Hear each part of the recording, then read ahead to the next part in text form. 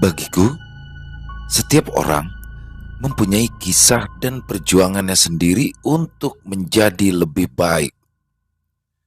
Meskipun terkadang harus terluka dan juga harus melewati ujian yang berat, tak pernah ada kata terlambat untuk selalu memperbaiki diri. Perkenalkan, namaku Nining. Aku menikah di usia yang sangat muda, ya 17 tahun, dan menurutku itu masih terlalu dini untuk memulai suatu hubungan serius, apalagi sampai ke jenjang pernikahan. Bila teringat akan masa kecilku, aku adalah sosok anak perempuan yang cerdas. Ya, juara kelas selalu saja aku raih. Namun, hal itu tak diiringi oleh keadaan dalam keluargaku. Ya, selama aku kecil, aku selalu ditinggal oleh kedua orang tuaku untuk bekerja di kota dan aku sendiri harus dititipkan ke nenek. Hal itu pun membuat belayan kasih sayang dari kedua orang tua tak sepenuhnya aku dapat. Selain hal itu, perekonomian keluargaku juga terbilang pas-pasan mengingat ayahku hanyalah seorang supir dan ibuku penjaga toko kelontong, membuat uang kiriman mereka hanya cukup untuk kebutuhan sehari-hari. Sedari kecil, aku sudah tinggal dengan nenek di rumah peninggalan almarhum kakekku. Terlihat dari fisik, rumah ini terlihat sudah sangat tua, karena almarhum kakekku merupakan salah satu pejuang kemerdekaan yang hidup dari zaman sebelum Indonesia merdeka. Menurut kisah dari nenek, kakekku ini adalah seorang yang cukup sakti. Dan menurut penuturan nenek lagi, pernah suatu ketika saat kakekku sudah dikepung oleh pasukan Belanda, dia pun dapat menghilang dari pandangan pasukan Belanda yang mengepungnya kala itu. Padahal jelas-jelas saat itu tentara Belanda itu ada di depan kakek. Perlu diketahui bahwa kakekku juga adalah anggota TKR.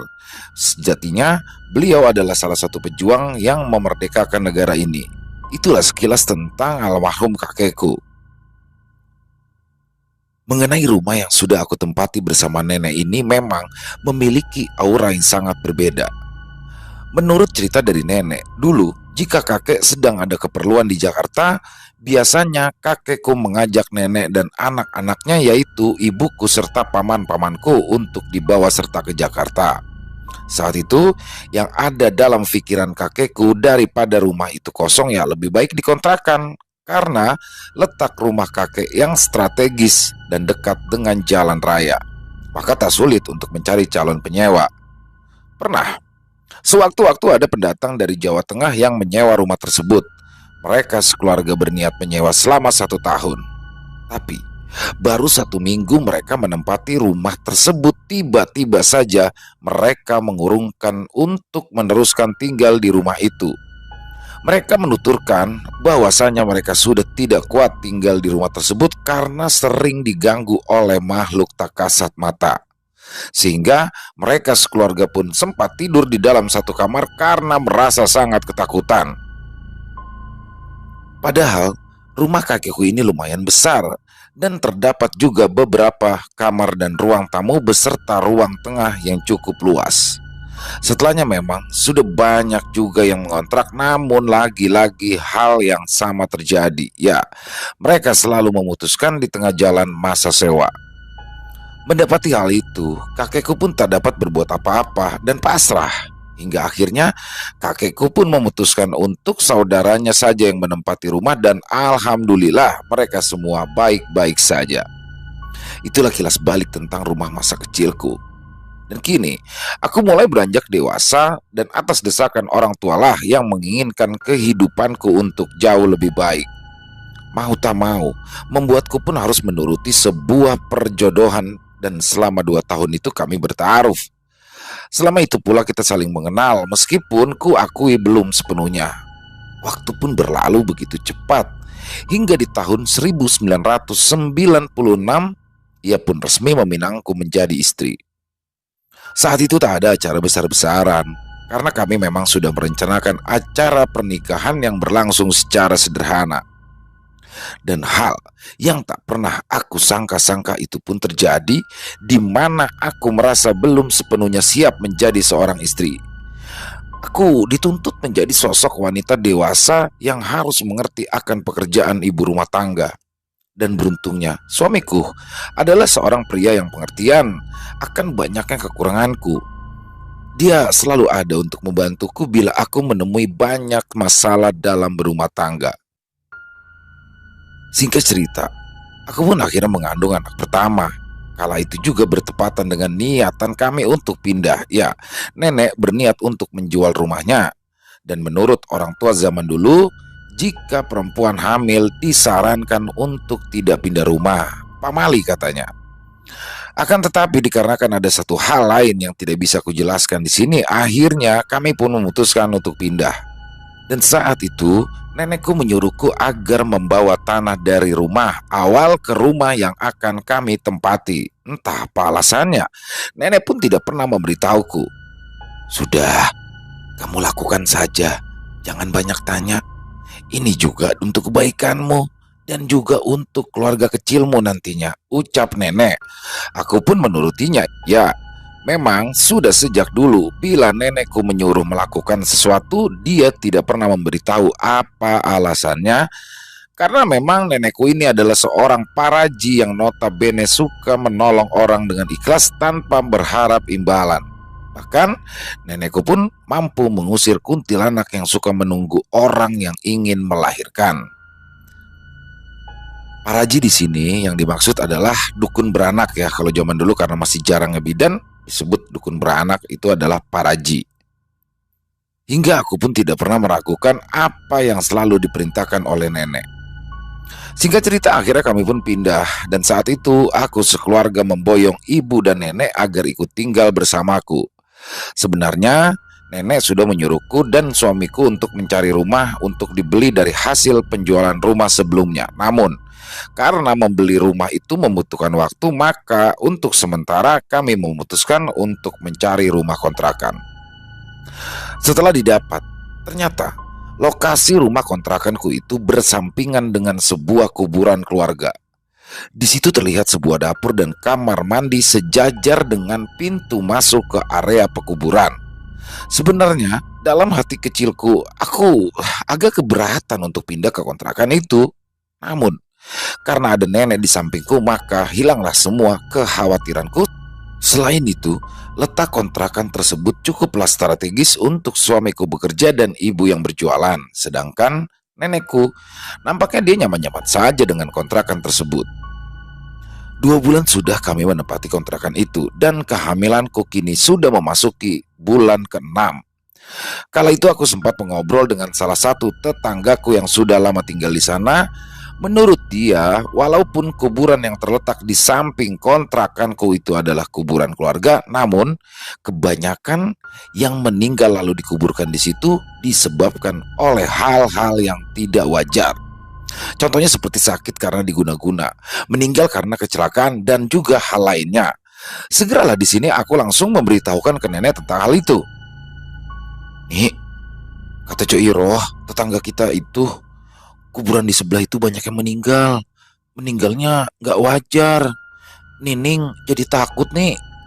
Bahaya gak? Kan Nining lagi hamil, tanyaku kala itu kepada nenek.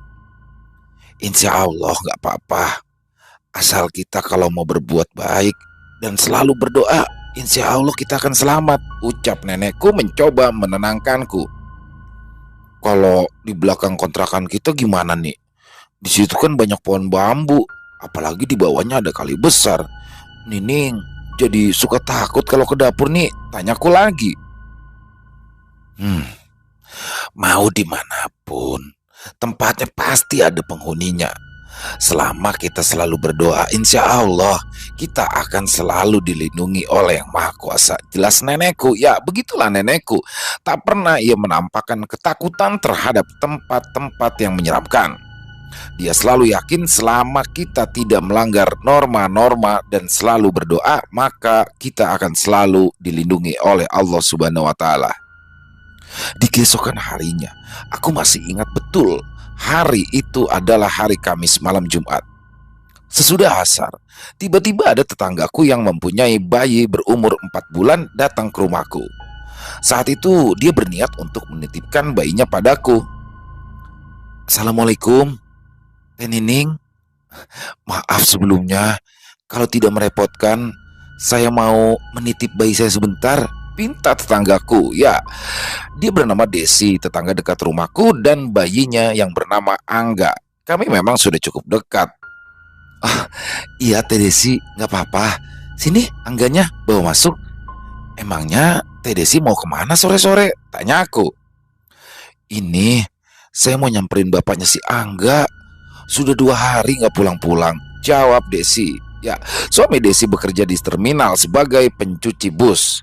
Sebelumnya, Desi selalu membawa bayinya bila saat menyusul suaminya itu. Padahal, menurutku tidak baik membawa bayi keluar di larut malam, apalagi bila dia pulang pasti harus melewati kuburan yang ada di samping kontrakanku. Memang sebelumnya aku pun sempat memberikan saran agar ia menitipkan saja Angga kepadaku bila suatu saat dia ingin menyusul suaminya. Oh ya sudah, biar si Angga sama saya saja. Kamu hati-hati ya Des, jangan terlalu malam juga pulangnya. Kasihan si Angga, ucapku. Makasih ya Teh, ucap Desi. Lalu ia pun pamit dan saat Angga bersamaku sempat terlihat di punggungnya terdapat bekas memar berwarna biru kehitaman seperti terkena api. Sempat terfikir di benakku, apakah Angga tengah mengalami kekerasan dari orang tuanya? Entah. Dan saat itu nenek pun sedang tidak ada di rumah sehingga aku tak bisa menanyakan luka Angga kepadanya. Dan ketika Desi datang ingin mengambil Angga, saat itu jarum jam baru menunjukkan pukul 8 malam. Teh Desi, maaf, ini Angga kenapa ya punggungnya?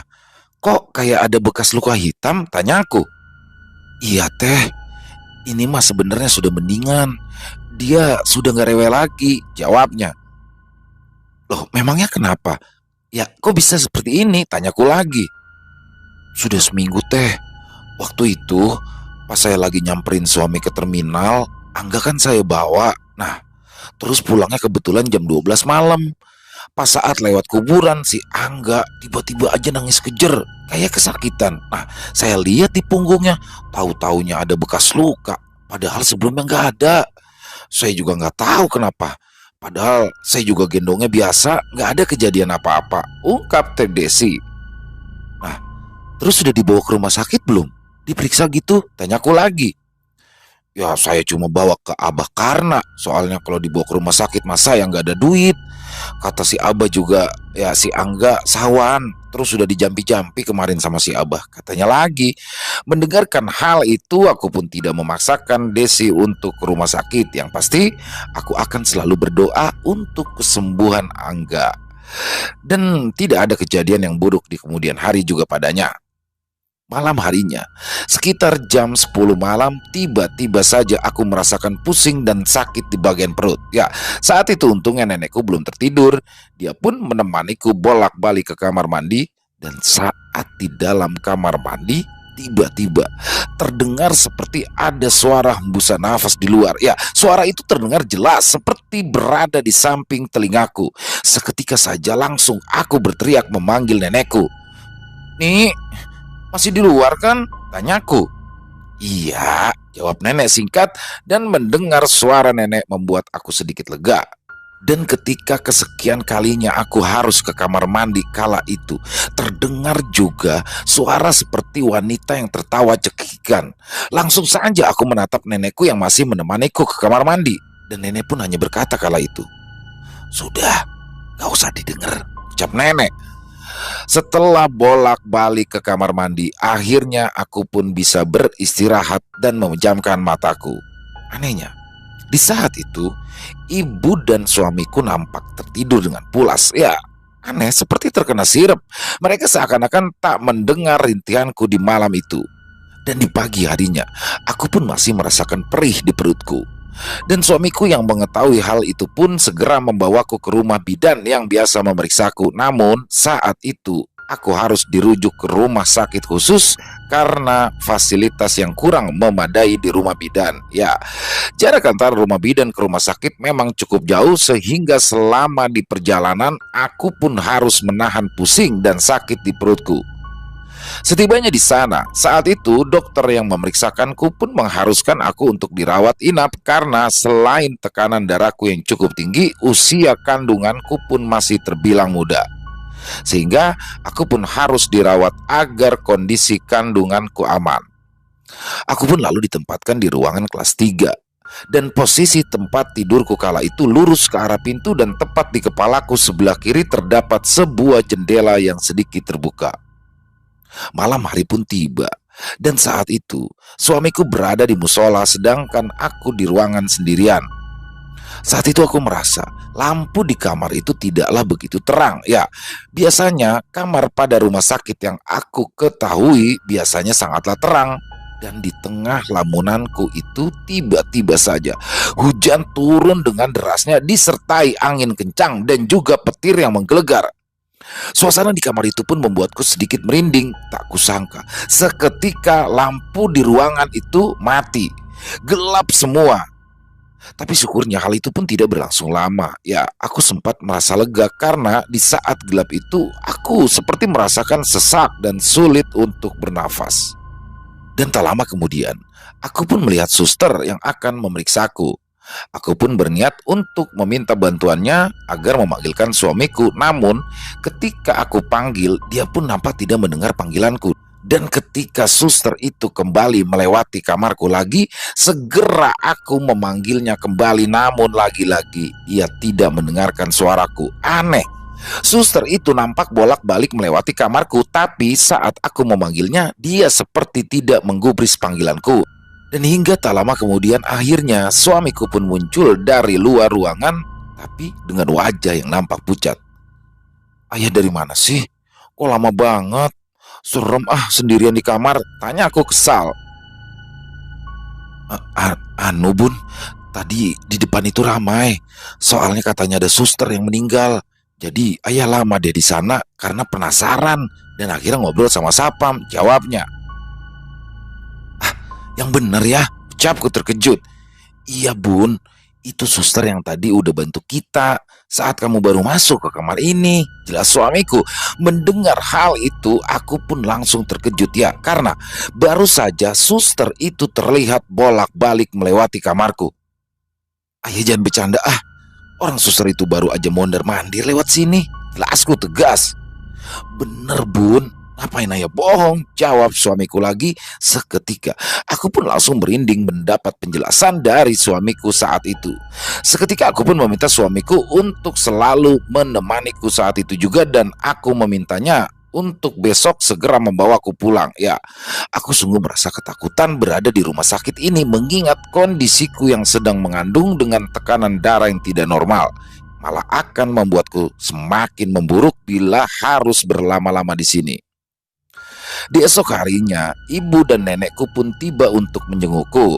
Aku pun di sini langsung menceritakan peristiwa yang sudah aku alami semalam pada nenek. Memang, sejak dulu apabila aku mengalami hal-hal yang buruk, maka aku pasti akan bercerita kepada nenek. Dan nenekku pasti selalu bisa saja untuk menenangkanku. Akhirnya setelah 3 hari dirawat, aku pun sudah diperbolehkan untuk pulang. Dan di keesokan harinya, keadaanku pun sudah mulai membaik. Di sini aku sempat menanyakan kepada nenek perihal suster yang meninggal malam itu. "Nini udah denger belum cerita suster yang meninggal di rumah sakit tempat Nining dirawat kemarin?" tanyaku. "Iya sudah," jawab nenek. "Iya nih, pas kejadian dia meninggal, itu Nining tuh masih lihat dia mondar-mandir di depan kamar Nining," jelasku. "Iya, Nini juga sudah tahu kok," jawabnya enteng. "Loh, memangnya Nini tahu dari mana?" tanyaku lagi. "Kasihan suster itu. Dia itu sial, karena saat ke kamar mandi dan ingin buang pembalut yang habis dia pakai, ya saat itu pembalutnya lupa dia bersihkan. Jadinya mengundang makhluk halus yang ada di situ.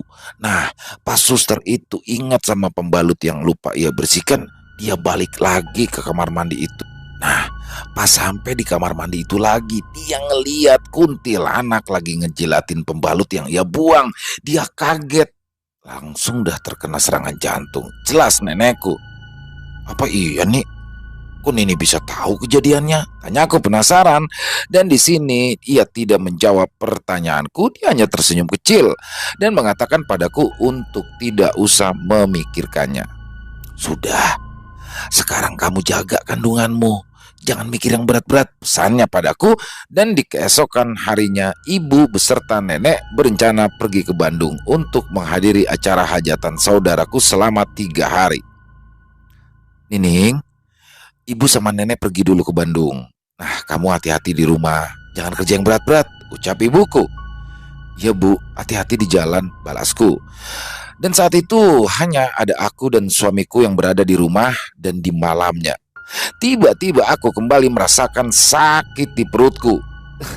Sakit, perutku sakit. Teriakku. Bun, kamu kenapa? Tanya suamiku.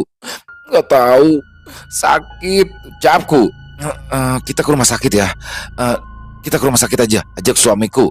Udah malam, lagian baru kemarin kita dari sana, masa balik lagi, ucapku. Dan melihatku yang sangat kesakitan itu, nampak suamiku pun terlihat kebingungan. Tangannya pun tak berhenti memijat-mijat kakiku, mungkin tujuannya untuk mengurangi sakit di perutku. Tapi mendapati sakit di perutku tak kunjung hilang. Dengan segera suamiku pun berinisiatif berniat meminta air pada seorang kiai di sini. Bun, ayah mau minta air dulu ya ke Kiai Uci yang ada punya pesantren di depan, ucap suamiku. Iya, bunda tunggu di rumah. Tapi cepet ya, jangan lama-lama, pintaku sambil menahan perih di perut.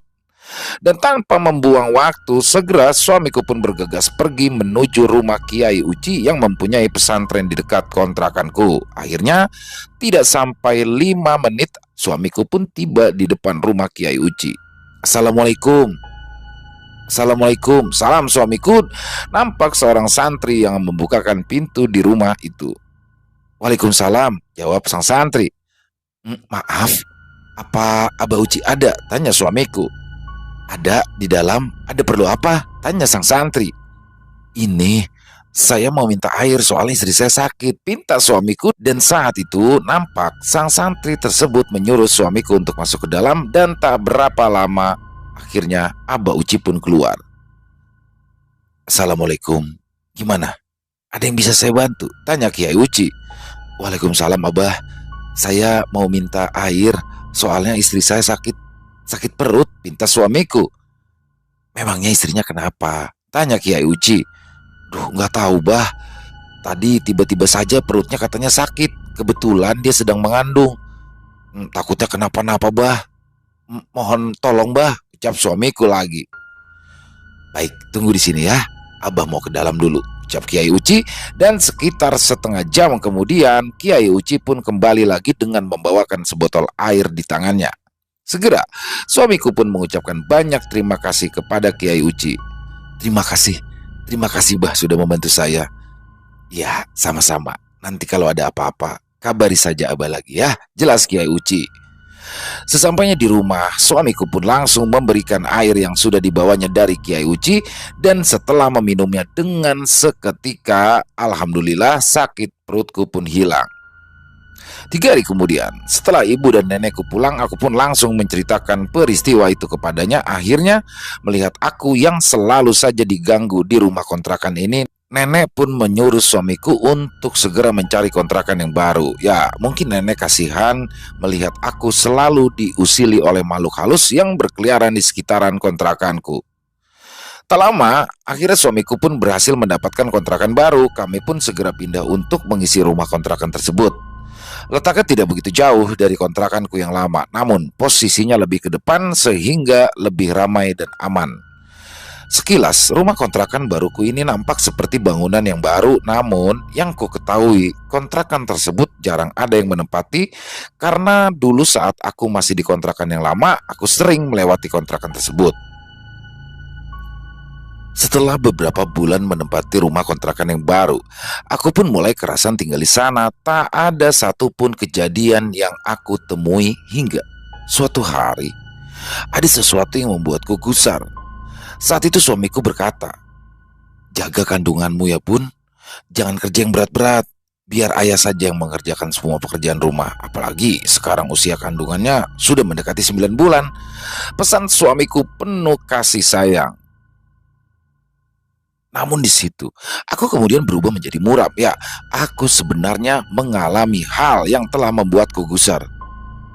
"Kenapa Bun? Kok kamu jadi muram begitu? Gak apa-apa kan? Kalau ada apa-apa ngomong atuh sama ayah," bujuk suamiku. Ya, sebenarnya aku memang merasa bersalah karena selama ini bila ada kejadian yang menimpa diriku selalu neneklah yang pertama aku beritahu, kemudian baru suamiku. Akhirnya di sini aku menyadari kekeliruanku tersebut dan harus bisa agar tidak selalu merepotkan nenek. Jadi jadi begini ya. Semalam itu Bunda mimpi aneh. Yang bikin aneh itu Bunda merasa dalam mimpi itu terasa nyata banget dan masih ingat terus mimpi itu. "Emangnya Bunda mimpi apa?" tanya suamiku. "Jadi di mimpi itu Bunda didatangi sosok seorang nenek. Terus dia mengatakan mau ambil anak kita." Aduh, Bunda jadi takut ya. Mimpi itu kayaknya nyata banget, paparku dengan mimik yang kini berubah menjadi tegang. "Sudah Bun, jangan mikir macam-macam ah. Mimpi itu kan cuma bunga tidur. Mana mungkin sih mimpi jadi kenyataan. Udah, jangan sampai mimpi itu mengganggu pikiran dan kesehatan Bunda. Jaga baik-baik bayi dalam kandungan ini ya," ucap suamiku sambil mengelus perutku. "Tapi sudah, gak usah Bunda pikirin lagi mimpi itu. Sekarang ayo tidur, istirahat. Bukan besok pagi kan kita mau pergi ke puskesmas untuk periksa kandungan," ajak suamiku. Aku pun terdiam. Ya, aku mengalah lalu mengikuti anjuran dari suamiku. Di malam harinya, aku pun kembali bermimpi bertemu dengan nenek itu. Dan di pagi harinya, sekitar pukul 5 pagi, perlahan-lahan aku pun menggeliat terbangun. Dan saat itu aku membuka mata. Sambil menahan rasa kantuk yang tersisa, kulihat kala itu suamiku pun masih tertidur dengan lelap. Namun, di sini aku pun mulai merasakan ada yang aneh pada tubuhku. Dan sesaat ketika mataku berpaling ke arah perut dan mulai memeganginya dengan kedua tanganku, tiba-tiba di sini aku terkejut setengah mati. "Astagfirullah, ya ayah, bayi kita kemana ya?" teriakku menangis terpekik. Dan saat aku menangis sejadi-jadinya, tak pernah aku bayangkan aku akan kehilangan kandunganku kalau melihat perutku yang posisinya sudah kempes seperti layaknya orang yang tidak hamil. Seketika suamiku pun yang mendengar teriakanku spontan terbangun. "Ya Allah Bun, ada apa? Kenapa teriak-teriak?" tanyanya dengan cemas. "Ya, bayi kita kemana ya? Bayi kita nggak ada. Kemana?" teriakku masih menangis. "Jangan-jangan nenek itu yang ngambil anak kita," tanyaku kemudian. "Bun, Bunda, ini kan kandunganmu masih ada. Kamu itu cuma mimpi Bun," teriak suamiku yang membangunkanku seketika. Aku pun tersadar dan saat aku dibangunkan oleh suamiku, langsung kupegangi perutku dan ternyata kandungan itu masih ada. Rasa lega dan syukur tak henti-hentinya aku panjatkan. Ya, setelah bermimpi bertemu dengan sosok nenek itu, kemudian kandunganku pun menghilang. Itu yang membuat aku ketakutan. Kegaduhan yang aku dan suami aku buat membangunkan seisi rumah. Nenek pun segera masuk ke dalam kamar lalu menggenggam erat tanganku. "Kamu itu kenapa, Ning? Mimpi buruk?" tanya nenek. "Iya nih, Nining mimpi ketemu nenek-nenek dan anak di dalam kandungan Nining hilang," jawabku sambil menangis. "Loh, kok kamu bisa histeris pagi-pagi begini, Ning?" tanya nenek. "Iya, soalnya nenek itu sudah berkali-kali hadir di mimpi Nining. Dia bilang mau ambil bayi di dalam kandungan Nining. Nah, di mimpi barusan Nining kehilangan bayi. Soalnya Nining lihat perut Nining kempes. Itu kayak bukan mimpi nih," jelasku menggebu-gebu mendengarkan hal itu. Nenekku pun di sini langsung terkejut dan dia terlihat marah karena aku tidak memberitahukannya sedari awal. Akhirnya nenek pun mengatakan padaku bahwa memang dia merasa tidak tenang akhir-akhir ini. Nenek pun sebenarnya khawatir jika kandunganku memang tengah diincar oleh makhluk tak kasat mata. Setelahnya, nenek pun bergegas pergi dari kamarku. Entahlah, sepertinya ada yang ingin ia lakukan saat itu. Dan pada hari itu, baru aku melihat nenek nampak gusar. Ketenangannya yang selama ini selalu melekat pada dirinya nampak hilang. Seharian nenek tak keluar dari dalam kamarnya, dan di malam harinya akhirnya nenek pun keluar dari kamar. Kulihat saat itu raut wajah nenek nampak pucat seperti sedang kelelahan. "Nining, ada sesuatu makhluk yang ingin mengambil bayi dalam kandunganmu. Tapi tenang, nenek sudah menghalaunya. Tapi ini hanya sementara. Semoga saja benteng yang sudah Nini buat bisa menghalau makhluk itu hingga sampai dengan kelahiran anakmu," jelas nenekku saat itu. Dan setelah hari itu, tiba-tiba nenek jatuh sakit. Ya, sepertinya ritual yang dilakukannya untuk membentengiku menguras seluruh tenaganya. Malum saja nenekku itu sudah sangat sepuh. Kami pun berusaha untuk memujuknya agar mau diobati di rumah sakit, dan seperti yang sudah-sudah, bila nenek sakit, beliau enggan untuk ke rumah sakit. Dia hanya berujar agar membiarkannya saja beristirahat. Hari demi hari pun berlalu tanpa terasa, dan di penghujung kelahiran anak pertamaku, nenek nampak belum pulih. "Bu, kok Nini belum sembuh ya? Nini jadi kasihan sama Nini," ucapku. "Iya, ibu juga bingung. Memang dari dulu Nini susah kalau diajak untuk berobat ke rumah sakit," ujar ibuku. "Terus gimana, Bu? Nining kan sebentar lagi ngelahirin. Nini nggak tenang dah kalau Nini nggak nemenin Nining," ucapku. "Iya, sama ibu juga nggak tenang pas kamu lahiran nanti kalau sampai nggak ada Nini. Ibu juga khawatir ada apa-apa," balas ibuku. Dan setelah percakapanku dengan ibu, lantas aku dan suamiku menyiapkan semua kebutuhan untuk nanti persalinan, seperti baju, popok, dan lain-lainnya. Dan di tengah aku sedang menyiapkan baju untuk masa persalinanku, tiba-tiba di sini aku mengalami kontraksi di perutku. "Aduh, ayah, bunda kayaknya udah berasa," ucapku. "Ah, baik, baik. Sebentar ya, ayah beresin dulu baju yang mau dibawa," balas suamiku. Dan segeralah suamiku memapah untuk ke ruang depan, dan ibuku yang melihat itu langsung membantu membawa barang-barang bawaanku. "Oh, sudah Bu, biar saja saya yang pergi ke bidan sama Nining. Ibu sementara di rumah dulu. Temanin Nini ya," ujar suamiku. "Ya sudah, kamu hati-hati ya. Jaga Nining baik-baik. Kabari ibu bila ada apa-apa," balas ibuku. "Siap Bu, nanti kalau bayinya sudah lahir, saya akan pulang untuk mengubur ari-arinya Bu," sambut suamiku. Dan singkat cerita, aku dan suamiku pun telah tiba di bidan untuk bersalin. Di sana, aku pun langsung ditangani oleh suster dan bidan yang berjaga saat itu. Namun, walaupun aku sudah merasa sangat mules, tetap saja air ketuban belum keluar dan belum nampak pembukaan apapun. Sehingga bayi di perutku pun belum bisa untuk keluar.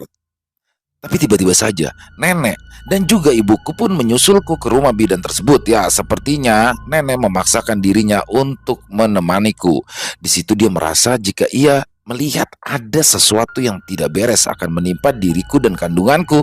Bergegaslah ia menyuruh suamiku untuk meminta air pada Kiai Uci. "Kamu sekarang minta air sama Kiai Uci, ya, biar bayimu bisa keluar dengan selamat," perintah nenek pada suamiku. "Siap nih," jawab suamiku. Langsung saja suamiku bergegas menuju ke kediaman Kiai Uci. "Assalamualaikum." "Assalamualaikum," ucap suamiku. "Waalaikumsalam," jawab santri dari dalam. Dan setelah santri itu membukakan pintu, suamiku pun mengutarakan maksudnya. "Maaf, apa Abah Uci ada?" tanya suamiku. "Ada perlu apa, Kang?" tanya sang santri. "Saya mau minta air. Soalnya istri saya mau melahirkan dan bayinya belum mau keluar," ungkap suamiku saat itu. Segeralah sang santri pun mempersilahkan suamiku masuk. Ia langsung menghadap Kiai Uci. Dan setelahnya Kiai Uci pun menghampiri suamiku. "Oh, Akang, yang waktu istrinya sedang mengandung?" tanya Kiai Uci. "Iya, Bah. Sekarang istri saya mau melahirkan, tapi bayinya belum mau keluar," ungkap suamiku. Sekarang ada di mana?" tanya Kiai Uci lagi. "Sekarang ada di bidan, Bah," jawab suamiku. "Baik, Akang tunggu sebentar ya, ujar Kiai Uci. Dengan bergegas Kiai Uci pun memasuki kamarnya, namun kali ini berbeda dengan sebelumnya. Ya, nampak beliau tidak terlalu lama berada di dalam. Mungkin Kiai Uci paham jika aku sedang dalam masa kritis. Nah, ini airnya. Kasihkan istri Akang sekarang biar diantar sama santri Abah ya, biar cepat, perintah Kiai Uci. Langsung saja suamiku pun mencium tangan Kiai Uci berkali-kali sebagai gambaran rasa terima kasihnya atas kebaikan yang sudah diberikan. Terima kasih Bah ya Allah, Abah selalu bantu saya nggak tahu harus gimana balasnya, jawab harus suamiku. Sudah, jangan lama-lama, segera berangkat. Baik, terima kasih Bah. Segeralah Kiai Uci pun menyuruh salah satu santrinya untuk mengantar suamiku dengan sepeda motor yang ada di pondok. Sementara kala itu aku pun masih berusaha untuk melahirkan anak pertamaku dengan dibantu bidan yang menuntunku. Namun tetap saja si jabang bayi yang berada di dalam perutku ini sepertinya enggan untuk keluar. Padahal aku merasakan seolah-olah kepalanya sudah mau keluar, namun aneh, seperti ada yang menahannya. Dan akhirnya suamiku pun tiba dengan diantar oleh salah satu santri dari pondok pesantren Kiai Uci, dan dengan bergegas dia pun langsung memberikan minuman tersebut kepadaku. Saat itu aku sudah mulai nampak emas karena kehabisan tenaga. Di situ pun sang bidan juga sebenarnya sudah mulai cemas dan berniat untuk membawaku ke rumah sakit khusus bersalin. Setelah meminum air yang berasal dari Kiai Uci, di sini tiba-tiba aku merasakan kontraksi lagi, dan dengan sisa-sisa tenagaku akhirnya aku berhasil melahirkan anak pertamaku dengan selamat. Ucapan hamdalah henti-hentinya diucapkan oleh keluargaku saat itu, tidak terkecuali nenekku yang saat itu nampak lega. Alhamdulillah, suara yang menggema di rumah sang bidan tersebut. Dan ketika itu sang bidan berujar, jika saja bayi yang berada di dalam perutku tidak segera keluar, maka dipastikan aku dan bayiku tidak akan dapat terselamatkan, dikarenakan kondisiku yang kala itu sudah benar-benar lemah, ditambah bayiku ternyata sudah memakan kotorannya sendiri dan meminum air ketuban atau ari-arinya. Singkat cerita, akhirnya aku berserta bayiku pun sudah diperbolehkan untuk pulang oleh sang bidan. Raut wajah bahagia akan kelahiran anak pertama juga terpancar dari wajah suamiku. Alhamdulillah ya bun, dede bayinya sudah sehat. Kalau ingat waktu mau lahirannya gak nyangka ya bun, ujar suamiku. Iya ya, alhamdulillah, timpa aku. Di rumah sudah nampak ibu dan nenek yang sudah menunggu untuk menyambut aku dan dede bayi. Wajah bahagia juga nampak menyelimuti mereka, dan saat itu nampak nenekku sudah kembali sehat. Ya mungkin karena faktor akan kelahiran cicitnya yang membuatnya kembali sehat. Saat itu pun nenekku berujar, Ning, besok kamu pergi sama suamimu, bawa nenek bayi ke rumah Kiai Uci. Ucapin terima kasih sama dia karena dia sudah nolong kamu. Iya nih, jawabku singkat. Dan kami pun segera berkunjung ke rumah Kiai Uci. Di sana pun beliau menyambut kedatangan kami dengan hangat. Di situ aku juga suamiku meminta Kiai Uci untuk memberikan nama pada bayiku. Baik, Abah kasih nama Fitria Suci. Ya, Fitria itu melambangkan orang yang cermat, membuat rencana, dan setia. Sedangkan Suci ya sebenarnya sama artinya dengan Fitria, dan kebetulan sama dengan nama Abah. Biar ada kenang-kenangan dari Abah ya, tutur Kiai Uci. Mendengarkan hal itu aku pun mengucapkan terima kasih kepada Kiai Uci yang telah mau menolongku dan bayiku. Terima kasih Abah, saya nggak kebayang kalau Abah nggak ada, ucapku. Ini semua atas kehendak Allah. Abah hanya berusaha dan tetap meminta kepadanya. Semoga Neng juga sama. Jangan berterima kasih sama Abah, tapi sama Allah ya, ujar Kiai Uci. Dan setelah perbincangan hangat kami, akhirnya aku dan suami dan juga bayiku pun izin untuk pamit. Beberapa tahun kemudian, saat itu kami sudah menempati rumah sendiri dan tidak mengontrak lagi. Aku yang sedang mengobrol dengan nenek di teras rumah, seketika aku pun bertanya kepada nenek, Nining masih penasaran sama kejadian yang menimpa Nining pas ngelahirin Fitria? Jawabku. Penasaran kenapa? Tanya nenek. Sebenarnya apa sih yang menimpa Nining sampai susah pas lahirin Fitria? Terus kan sebelumnya Nining ngasih benteng pelindung yang bikin Nining sakit, tanyaku. Dan tak seperti biasanya, nenekku pun saat itu mau menjelaskan penyebabnya, padahal sebelum-sebelumnya apabila aku menanyakan perihal yang sama, dia hanya diam lalu tersenyum. Kalau kamu mau tahu, kamu itu sebenarnya jadi sasaran pesugihan, ujarnya. Pesugihan apa nih? Tanyaku. Apa kamu ingat pas kita ngontrak rumah pertama yang rumahnya posisinya pas di samping kuburan?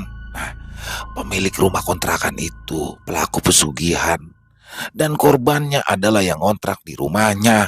Pas tahu itu, makanya nenek kala itu suruh pindah. Ya, walaupun agak telat jelasnya. Tapi pas kita udah pindah kok Nining masih tetap digangguin, tanyaku lagi. Nah, itu dia. Nenek juga sadar kalau kamu tetap diikutin sampai segitunya. Kayaknya mah makhluk itu udah suka banget sama bayi kamu. Makanya Nini langsung bentengin kamu. Tapi Nini lupa kalau Nini sudah tua, udah gak kayak dulu. Ya udah kurang tenaganya, ucap nenekku tersenyum. Mendengar hal itu aku pun bersyukur mempunyai nenek yang sangat melindungi aku, dan aku pun selalu berdoa untuk kesehatannya. Tak lupa, aku di sini juga sangat bersyukur karena sudah dibantu dan dipertemukan oleh Kiai Uci. Ya, sosok yang sangat bersahaja yang selalu mengingatkanku untuk selalu dekat dengan Sang Maha Kuasa. Selesai. Wow, kisah yang luar biasa ya. Ini dari Nining.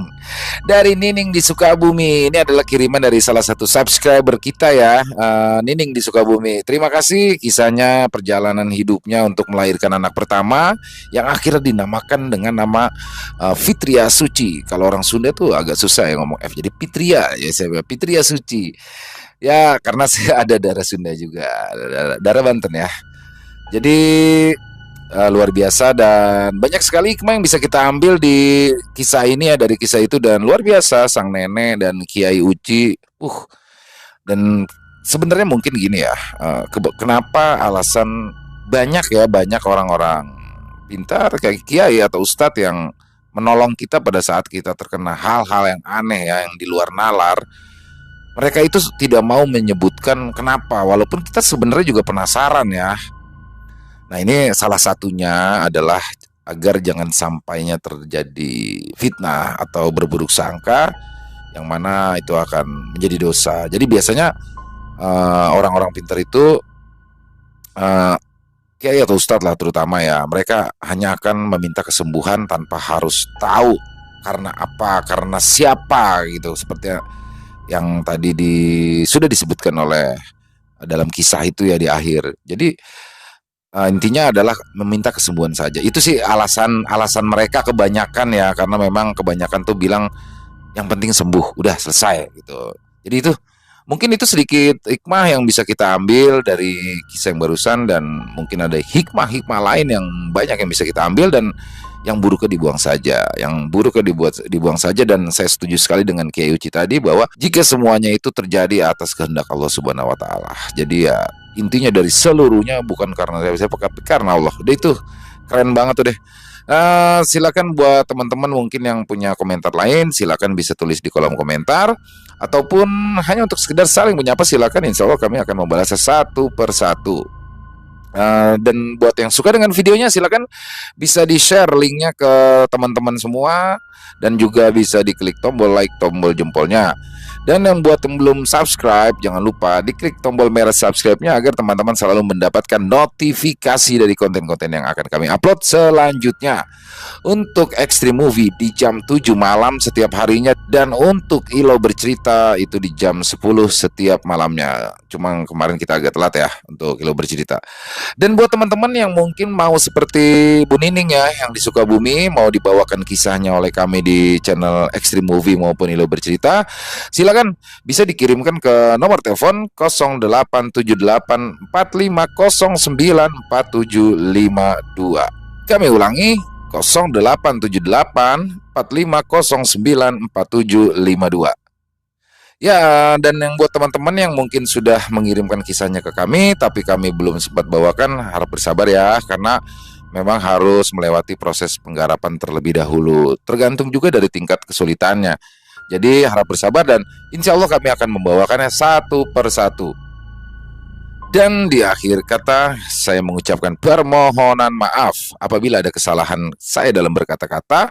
Apabila mungkin ada kata-kata saya yang kurang berkenan di hati teman-teman semua yang mendengar, saya mohon dibukakan pintu maaf karena saya hanyalah manusia biasa yang tempatnya salah dan dosa.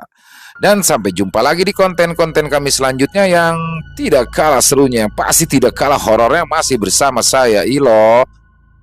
Salam sehat, sukses selalu untuk kita semua. Amin, amin, ya robbal alamin. Wassalamualaikum warahmatullahi wabarakatuh.